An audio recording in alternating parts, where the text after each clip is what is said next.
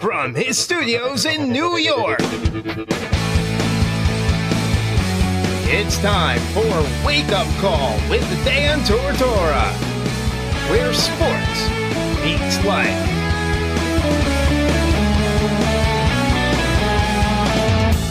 Here's your host, Dan Tortora.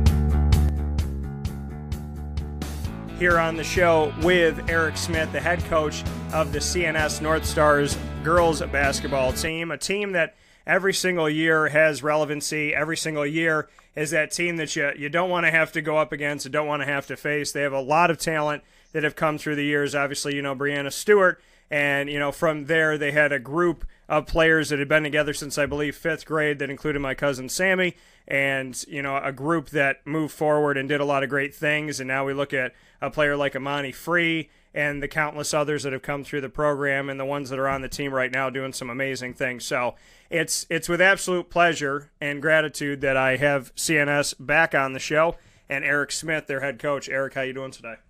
Great. Thanks for having me. Absolutely. And Eric, first and foremost, I want to go to just the history of it all before we get into this Section 3 Class AA championship game between yourselves and the West Genesee Wildcats. Just what you could say about, historically. You've been with this program for a while, and talent just seems to be right there in your neck of the woods at CNS. Just what you could say about scouting the talent and finding the talent, because CNS every single year brings something to the table that's pretty special. I've been a lucky guy to be into this position, to have great players come through the program. Not only great players, but great people. They want to work hard. They want to be great teammates. They want to achieve the goals that we set out. So I've been lucky to have kids continuously come through. We're very hardworking and goal-oriented. And when you look at this, I mean, just what you could say about historically how amazing this has been. I mean, we can go the entire 21st century. We could go anywhere and speak on different players that have come through, that have moved on to go to SUNY Oswego, to Binghamton, to Rhode Island, to Syracuse University, to a bunch at OCC, St. Bonaventure, Ithaca, Lemoyne, and so on and so forth. And then obviously one of the most recent, going over to UConn with Brianna Stewart and what she was able to do there and now be a professional player.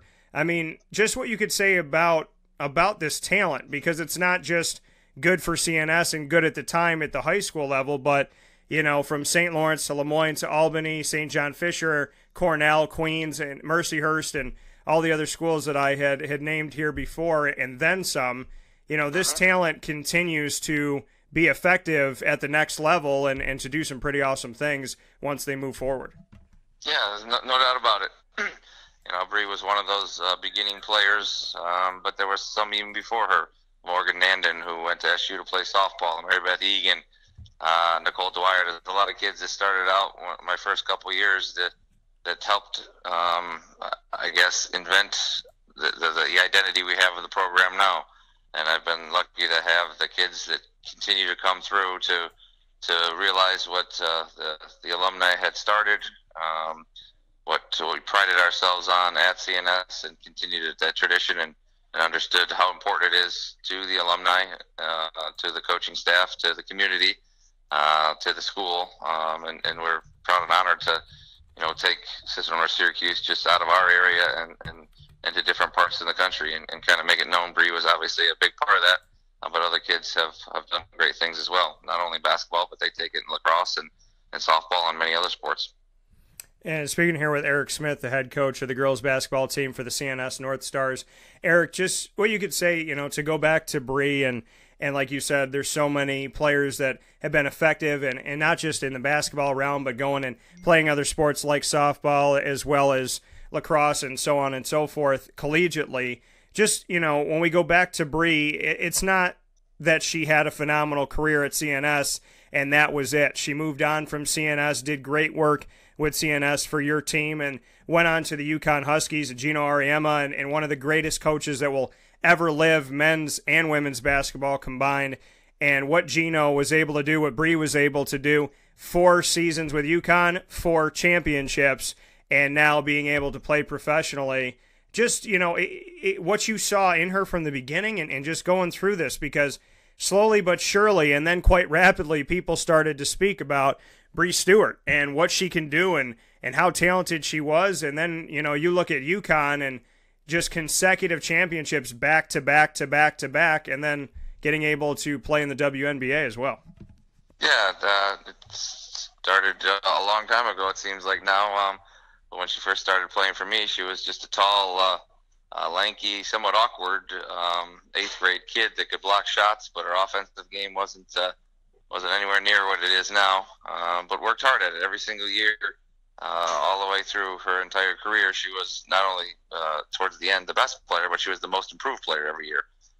She worked really hard at developing her game every year. She had a goal to work on certain parts of her game to get better, and never settled for being the best player. And I'm the best. I don't really need to work hard.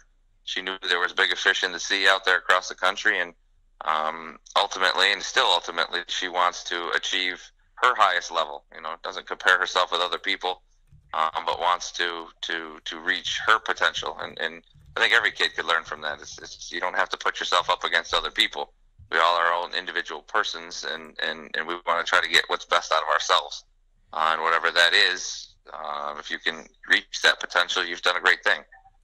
So it's been cool. And as she got later on, junior and senior year, the sea was endless for her. Your potential was endless, and you knew she hadn't reached it yet and was going to continue to grow and be better. And her personality sets up for big stages. She doesn't get nervous. She relishes in that, wants to be part of that. So when you move on to UConn, she knew she was going to be challenged, and that's why she went there and had a mission in mind to win 4 national championships. And I'm sure a lot of that was skill, and there's a little luck involved with any of that stuff. But she had some great teammates that I'm sure she'll give credit to. And now it's cool to see her playing in Seattle and over in China and continuing to grow her game. Yeah, and and when we look at the Seattle Storm and what she's been able to do there, 2016, 17, and 17, 18, every game that she played in, she started in 67 career over 2 seasons. We're looking at about 20 points per game to go with about 2 blocks a game, a steal in a game, 3 assists per game, 9 rebounds. So just about a double-double over her career with the Seattle Storm. And, just how impressive it's been for you to, like you said, to see her come in as a lanky kid and try to, get into her own and find her comfort zone and come up through CNS to go to UConn and then to look at 2 seasons in the WNBA, almost averaging, 20 and 10. Just what that means to you as a proud coach. It's neat to see, as a coach, that's why we coach, to see the kids move on. Whether it's a Breanna Stewart or anybody else that may not play basketball afterwards, but it ends up having a great career as a professional. Just whether it's a lawyer or a doctor or anything else, a teacher, whatever it may be. But it was cool. It's still cool. Summertime comes, and I know I can watch Bree play still. I can stream a WNBA game and watch her play other people. If she comes around Connecticut, New York area, I try to always go down and catch a game or two and catch up with her. And she's still the same humble, great kid that she was back when she was in high school. So it's neat. I tell people I won the professional lottery being able to coach her. I just was lucky to be in that position when she came through and had the opportunity to help her a little bit on her journey. And I want to get to the upcoming game and this team in just a moment and kind of have this, segue into it, Eric, is, what did Bree do for the program? Because like we've talked about, there's some pretty phenomenal people that have come through this, and like you said, either continue to play basketball or move on to another professional realm and work to find success there. What did she do for your program and putting it on the map, expanding it out? Do you feel that, after she had come through the ranks and as she continues to have success, that it's done, something for you? Because obviously, you look at districts and whatnot, and you have to live in a certain area to go to a certain school, but there are private schools where girls can go to, in central and upstate New York, and so you battle against that as well. So did Bree kind of help you and still help you in a way win some of these battles? Oh, I'm sure. I'm sure she inspired a lot of these kids as they were watching her growing up in her driveway and, they wanted to be Brianna Stewart taking that last second shot. We had a lot more fans come to games and watch her. So she definitely put it on the map. I think, it was just kind of the perfect storm that we had Bree for several years. And then it was, as you said, that group, including your cousin that came through, who had played together since 5th grade, and they kind of matched up pretty well. So it was a great group of players that came through that stretch, but also there was some other kids who I'm sure idolized Bree and wanted to be that person on the varsity. And be part of what Brianna Stewart started many years ago, and the kids before her as well. It started before Bree was there to the program turning around, and Bree just kind of put an exclamation point on not only CNS basketball, but the attitude and the image that we wanted to have as a program. Absolutely, and when you look at moving forward here with CNS, and you look at this season itself. Like a lot of people know when they go back to Bree and what she did, but after that, and you brought up my cousin and the connection that group had, I want to go to that next era, which eventually led us into the era we're in right now, and having a team with a bunch of players that had known each other for so long, played together for so long, came up the ranks together, and then they came onto your team. And so after Bree, you had a lot of success with, you mentioned my cousin Samantha Tortora and the group that she had come in with as well, and just what you took away from that next era, because Bree is kind of like, the spotlights are everywhere and everybody's focused in on that, but you had a lot of talent that came in after her as well. Oh, there's no doubt about it. We had the Roberts kids, Sam Roberts and Michaela Roberts. And Michaela, I say that the two best kids I've coached, one was the tallest and one was the shortest. Bree was the tallest and Michaela was the shortest. And, Michaela was and Sam both are born leaders and were the leaders at the point. Liz Miles came in and she just idolized toughness. She played her senior year where we made it to the finals, the state finals, with a torn labrum all year and a broken foot for part of the year, and played on that without complaining, and then led to Sam and Mary Kate Benani, who are playing at Cornell and Albany now lacrosse-wise, and Beth Bonin, who is down at Queens College. Just a mix of basketball kids, hard-nosed athletes, but all had a mission in mind and a drive and a desire to play on a big stage. And those kids all did great things to help further the program and continue the tradition that a lot of people thought would end after Bree.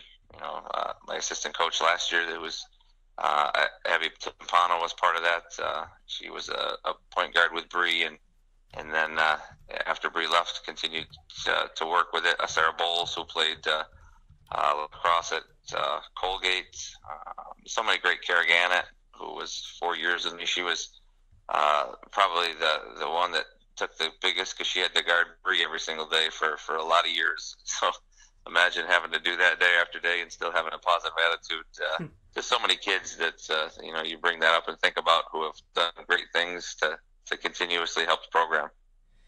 And to look at where the team is now, just what you could say. I mean, Amani Free comes to mind for me because I've known, first time I met Amani, she was getting mentored by Juanita Ward, who played for SU and played professionally as well, and was in and out of WNBA ranks and playing overseas. And I remember Amani when she stood maybe 4 foot something tall, and she just continued to grow, continued to develop. And, the Free family, and I know her father's, Daryl is always, working with her and pushing her to be better. Just what you can say about this year's team, and, first and foremost, to spend some time on Amani, because, through my eyes, it's kind of crazy to me to see somebody that had made it on the team, and, here's my cousin Sam and the rest of the girls that had been coming up together, and they're the ones that are, the leaders, and Sam's a new girl, Amani's a new girl, and she's trying to find her place and trying to find her niche in a few minutes here and there to where she is today. And I mean, kind of when they say growing up before your eyes, I mean, that's that's a truth on my side. So just what you could say about that. Sure. Amani is a fantastic player. What kind of separates Amani from a lot of the other good players is that Amani works really, really hard. She's worked on her game all along. As you said, 2 years ago she was part of that great team with your cousin. She played an integral role. We were a really short team. She was our I guess our big player at about 6 foot tall, and then she went down to Long Island for a year to further her game, and then came back to us this year, and has been a huge part of that. She's our go-to, and every team needs a go-to player, and for many, many years she was a complimentary player, was a huge part of it, but maybe not be the go-to person, and has stepped into that role really well this year, flourishing in that role. Loves that role. But Amani has worked at her craft endlessly to become very good. But what separates her from other good players, as I said, is that she's got an engine that continues to go. On the court, she keeps working and she keeps working and she keeps working. And that's what makes her one of the great assets she has. It makes her a great player.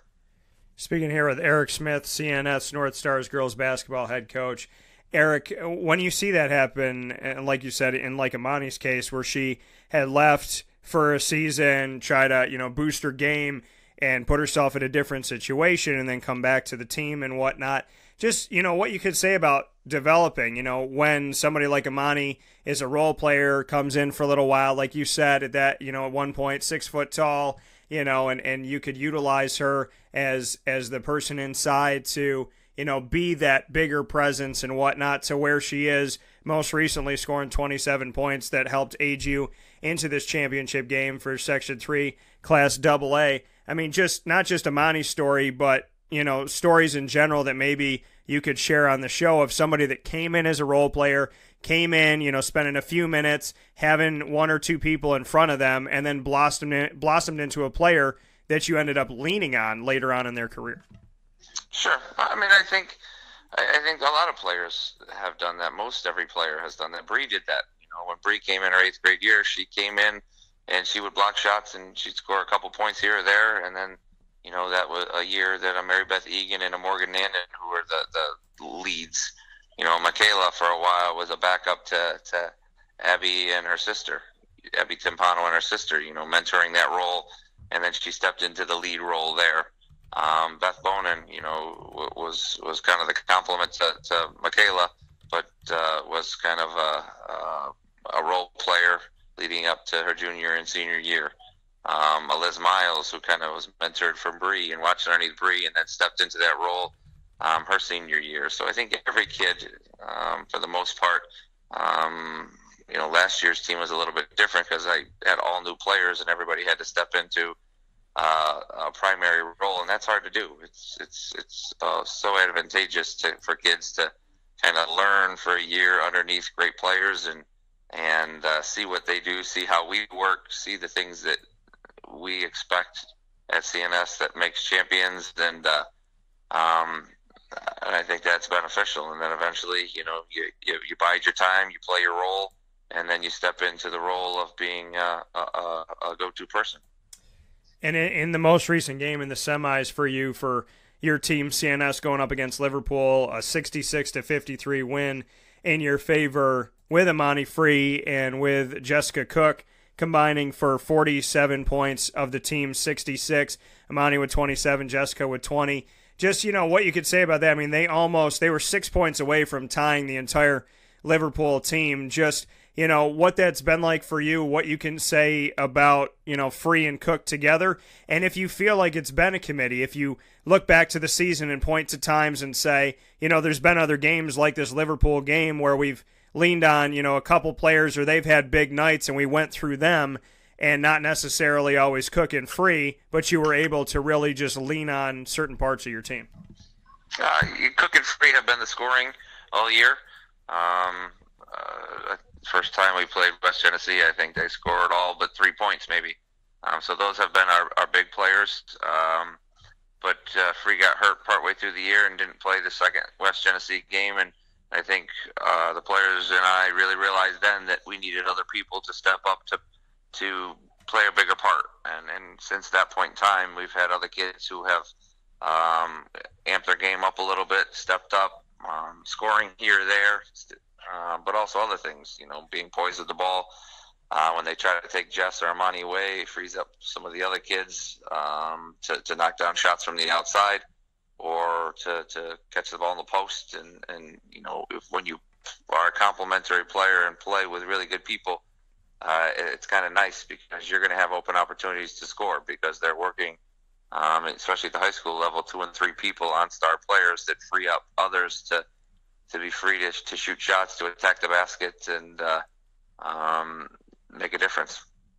And when we go back to that first game that you played West Genesee, you have West Genesee in the championship, and that game is going to be Sunday, March 4th now at 9 a.m. Eastern Time in the Carrier Dome. When you hosted West Genny at the beginning of the season, like you had brought up, Amani and Jessica had combined for 55 of the team's 58 points. They together outscored West Genesee by 2. Just, going back to that first game against West Genesee and what you took away from that game, and then at the same point, to be able to say that 2 of your players together had done better than the entire West Genesee crew by 2 points in a very, very closely matched game that first time around. Yeah, that game was tentative by both teams for the entire game. It's an early season game, and both teams are trying to find their way, find what works for them. Players are trying to find their roles. Both teams are still developing and figuring out what works best for them. So you can't take much from that game other than, we were lucky enough to have more points than them. Both teams have grown significantly since then. So it was a different type of game because both teams, nobody was really going at it. It was more who wanted to lose more than who wanted to win. And we look at the second time around for yourselves and West Genesee, who will meet each other in this championship game once again. When you went to West Genesee at 58-38 lost by 20 to West Genny in a game where obviously the Amani free factor not there. Jess had 15 points in the game to lead your side. Just what you took away from that second game that obviously happened later here in the season and, back on January 16th. They whipped us pretty good. They outworked us. They outplayed us. They outscored us. They outdid everything us. We didn't, and we had just learned earlier in the day that Amani wasn't going to play, so that there's some emotional factor to it there. But you got to be ready to play every single game, and we learned from that obviously Amani's a big part of our team, but the rest of the kids are as well, and we need them to continue to really step up their game. And we learned a lot, but they took it to us, and hats off to them. They deserved to win, and 20 was nice. They called off the dogs early enough, so it could have been 30 or 40. So we look at this game where we're at right now for CNS, for your team, speaking with Eric Smith, CNS Northstars girls basketball head coach, before we close out here on this special with Eric Smith going into that Section 3 Class AA championship game in the tournament. You went through FM and then moved on through Liverpool to get to where you are right now, had a bye in round 1. Just what you could say about facing West Genesee for the third time. You bested them at home, they bested you at their home, and now you're going to be at the Carrier Dome on neutral court, and it's number 1 versus number 2, you being number 1, them being number 2. This is the third time around to give that tiebreaker and show, which team's going to come out with it. Just what you can say about this game being 1 versus 2 and being the third outing for both of the, for you and West Genesee to go up against one another, knowing that they got you, you got them, and here you are on neutral court going after it one more time. I guess it's fitting. It's as a basketball fan, this is what you want to have, the 2 best teams during the regular season facing off. The storyline gets better as we each beat each other once, so this is kind of the deciding factor. For me, it's really neat that the kids get an opportunity to play in the Dome. I tell the kids all the time, this is why we work hard to be able to play in games like this. Throughout the season, wins and losses really are not that relevant. The relevancy comes at playoff time, and we've done our job to make it to this point, and they've done their job to make it to this point. And it should be a fun game. And, just what you can say about the other side of this matchup, head coach Stafford Spreeder, the group, obviously what West Genny can do. Maya Case, Mackenzie Smith, Madison Smith, and so on and so forth. A big game most recently by Haley Collins. Just what you can say about what's on the other side and the coach on the other side as well as you head into this matchup. Stanford's a great guy, great coach. I respect him greatly. He gets his team ready to play. They play hard. He's got a talented group of kids that play well together. Have gotten better throughout the course of the year. Create mismatches and throughout their lineup. They're a big team, an active team, a very good shooting team. So we have our work cut out for us, but it'll be fun. We're excited about the opportunity. That coming from Eric Smith. And finally for you, Eric, what it means to be a North Star. How would you define a North Star as you go into the biggest game of your season up to this point? What should the community know about what it takes to be and what it is to be a CNS North Star?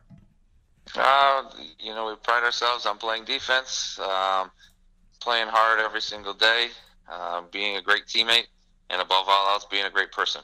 Eventually, we all end up not playing basketball or coaching basketball, and we leave our legacy on what type of person we are, how many people we've helped, and what we do, the positive things we do throughout our life. So that's, the biggest thing is that I try to transfer, the rest of our coaching staff tries to transfer, CNS tries to transfer to the kids that we're blessed to be able to play the game of basketball, blessed to be able to play at the Dome. But the more lives we can touch positively with our sport, the better off our world's going to be. That coming from Eric Smith, head coach of CNS, the girls basketball team, getting set for that championship game this Sunday, March 4th at 9 a.m. Eastern Time. Eric, as always, thank you for your time. I appreciate it. I look forward to talking with you very soon, and thank you for those kind words of being a good person in the community above everything else. We appreciate it very much. No problem. Thanks, Dan. All right, take care. Have a good day. You too.